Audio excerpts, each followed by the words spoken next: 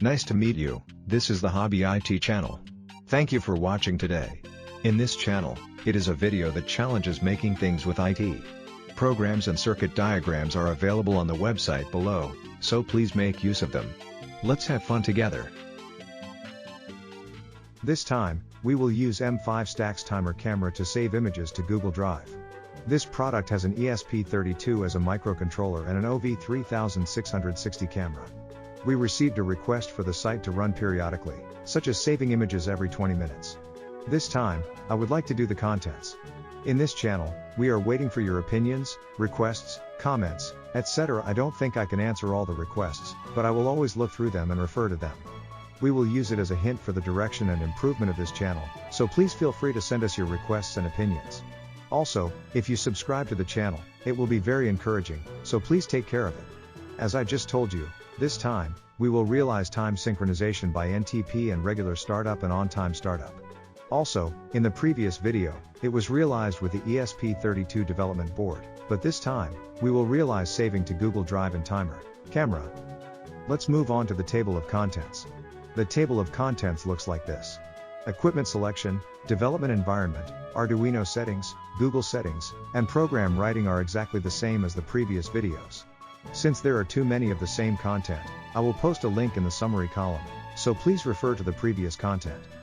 This time, we will proceed on the assumption that you understand these past contents. The fourth item, NTP, and the sixth item, the Arduino program, are the main contents of this video.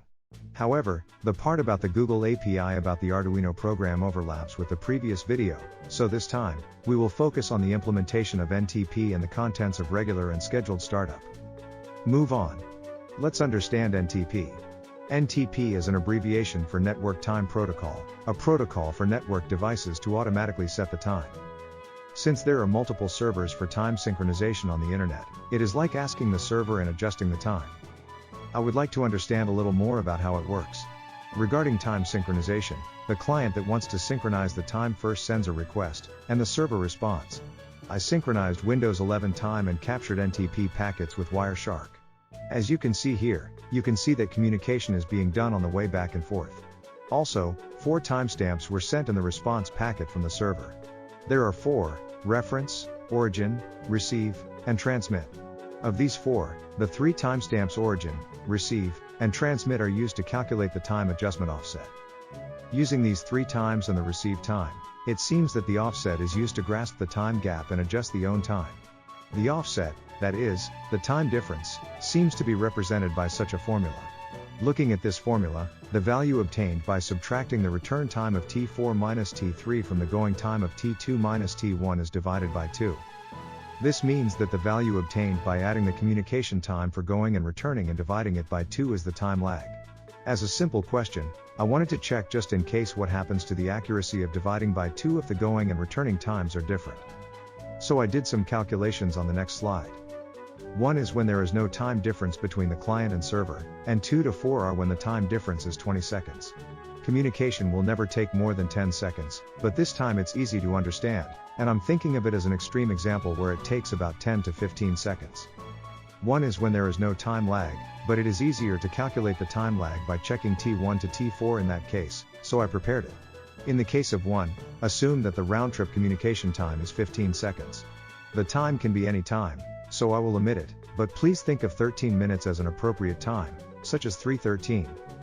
If T1 is 13 minutes, T2 will be 13 minutes and 15 seconds. Assuming that the server processing time is 5 seconds, T3 is 13 minutes and 20 seconds and T4 is 13 minutes and 35 seconds. When I calculate the offset it is 0 seconds, so it is correct without the time difference. In the case of 2, the going and coming back are delayed by 15 seconds, so the calculated time is correct. Similarly, like 3 and 4, if there is a time difference in the communication time between going and returning, it is simply divided by 2, so I don't think it can be calculated correctly. I don't think there is a big time difference between going and returning, but in the case of the internet, packet communication is used, so the communication route may be different between going and returning, and the communication speed may also be different. If you measure it strictly, I don't think it will be exactly the same time for going and returning. However, basically the route to and from is the same, so I don't think there will be a big gap. According to Wiki, the accuracy is to synchronize with the time within a few milliseconds in the first place, so it seems that it is assumed that some deviation will occur. Also, as a mechanism to reduce the error in the first place, time information is obtained from multiple servers. Servers with clearly large time differences are excluded, and time synchronization is performed from 3 reliable servers, so it is implemented to reduce the error. And it seems. In addition, route delay, which represents the network delay up to the primary server, which is the top of NTP, and route dispersion, which represents the fluctuation of the network delay up to the primary server, are also implemented. I was wondering if the time adjusted by NTP is accurate, so I checked it. Servers and routers on the internet are synchronized with NTP, and log analysis is performed at that time. Even with that in mind, there seems to be no doubt that the error is at a level where you don't have to worry about it. There is no problem at the commercial level, so I think there is no problem at the personal level. Therefore, we will use NTP for time synchronization this time as well. Let's move on. Let's check the Arduino program. As I mentioned in the table of contents, the part about saving to Google Drive using Google API is the same as before, so I will basically omit it. This time, we will focus on the part related to NTP. The entire program is available for copying on the Hobby IT site, so please refer to it. A link is provided in the summary column. Now let's get back to the program. First, since there are setting items this time, this part changes Google-related settings, SSID, and password according to the usage environment. Needs to be changed to make it work. Next, on the 26th and 27th lines, set the periodic startup and scheduled startup. If -1 is set, it will be off. This time, the interval is set to 20, so images are acquired every 20 minutes and saved in Google Drive. Also, since the save time is set to 15, it will be executed exactly at 1500 hours. Change this value to the content you want to operate and use it. Variables that save the last execution time are defined on lines 35 and 36. You can understand that periodic startup is necessary to measure the elapsed time from the previous time. Scheduled startup is executed at a fixed time, so I don't think it's necessary to keep the previous time. I want it to run when the time comes. Next, NTP is set on line 143 at the end of the setup function. NTP synchronizes the time with the NTP server just by setting this one line, and it is possible to obtain the current time. Move on. Regular and scheduled time checks are performed in the loop function. First, get the current time. Here are the execution flags defined. If this flag becomes true, it will be executed. The processing from line 153 is roughly divided into 3 parts. It will be the process of checking regular startup and scheduled startup, and actually acquiring images and saving them to Google Drive. For periodical startup, since the check is performed in units of minutes, 60 is added when it exceeds 0 minutes so that the elapsed time can be calculated.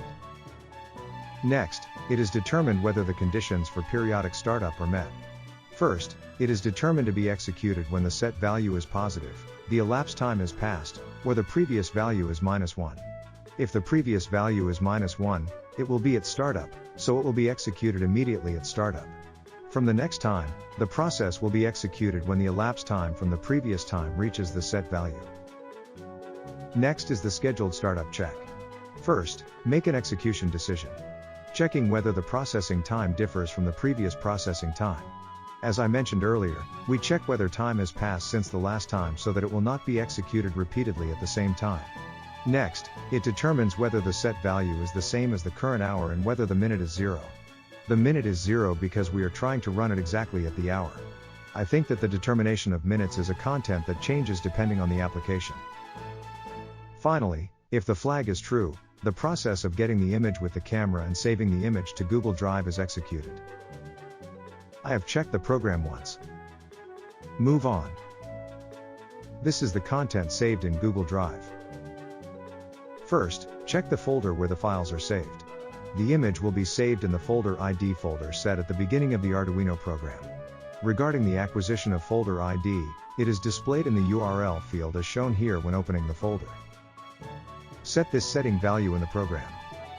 All the images in this list are images saved by this program. First, you can see that the image is saved every 20 minutes of regular startup. Also, the image is saved at 15 o'clock on time. In this way, we were able to confirm the processing on a regular basis and on time. So this is the end for this time. We will continue to take on the challenge of making things using IDE like this, so please give us a high rating and subscribe to the channel. See you next time.